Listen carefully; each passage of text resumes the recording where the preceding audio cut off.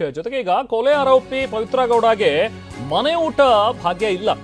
ವಾರದಲ್ಲಿ ಒಂದ್ಸತಿ ಕೊಡಿ ಅನ್ನುವಂಥದ್ರ ಬಗ್ಗೆ ಏನೊಂದು ಆದೇಶ ಇತ್ತು. ಬಟ್ ಈಗ ಹೈಕೋರ್ಟ್ ಅದನ್ನ ರಿಜೆಕ್ಟ್ ಮಾಡಿದೆ. ಪವಿತ್ರ, ಲಕ್ಷ್ಮಣ್, ನಾಗರಾಜ್ ಇವ್ರಿಗಾರಿಗೂ ಕೂಡ ಮನೆ ಊಟ ಕೊಡಬೇಡಿ, ವಾರಕ್ಕೊಮ್ಮೆ ಮನೆ ಊಟ ಸಿಗಬಹುದು ಅನ್ನೋ ಒಂದು ಆಸೆಯಲ್ಲಿದ್ರು. ಆದ್ರೆ ಈಗ ಅದಕ್ಕೆ ಬ್ರೇಕ್ ಬಿದ್ದಿದೆ.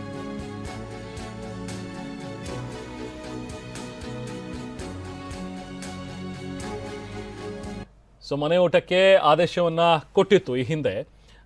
ಅಂದರೆ 57ನೇ CCH ಕೋರ್ಟ್ ಏನೊಂದು ಆದೇಶವನ್ನು ನೀಡಿತ್ತು. ಅದನ್ನು ಪ್ರಶ್ನಿಸಿ ಸರ್ಕಾರ ಇವತ್ತು ಹೈಕೋರ್ಟ್ನಲ್ಲಿ ಅರ್ಜಿ ಸಲ್ಲಿಸಿತ್ತು.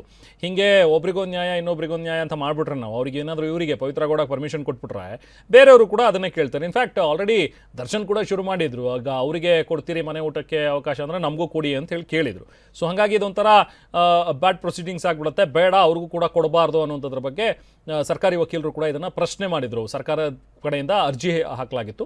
ಸೊ ಇವತ್ತು ಹೈಕೋರ್ಟ್ ಅದನ್ನು ಪುರಸ್ಕರಿಸಿ ಇಲ್ಲ, ಆ ಥರದ್ದು ವಿಶೇಷ ಸವಲತ್ತು ಕೊಡೋದಕ್ಕಾಗೋದಿಲ್ಲ ಅಂಥೇಳಿ ಹಿಂದೆ ಸುಪ್ರೀಂ ಕೋರ್ಟ್ ಕೂಡ ಹೇಳಿದೆ ಅಂಥೇಳಿ ಹೈಕೋರ್ಟ್ನಲ್ಲಿ ಉಲ್ಲೇಖ ಮಾಡಿದರು. ಸೊ ಹಾಗಾಗಿ ನ್ಯಾಯಮೂರ್ತಿ ಎಂ ನಾಗಪ್ರಸನ್ನ ಅವರಿದ್ದಂಥ ಹೈಕೋರ್ಟ್ ಪೀಠ ಆದೇಶ ಕೊಟ್ಟಿದೆ.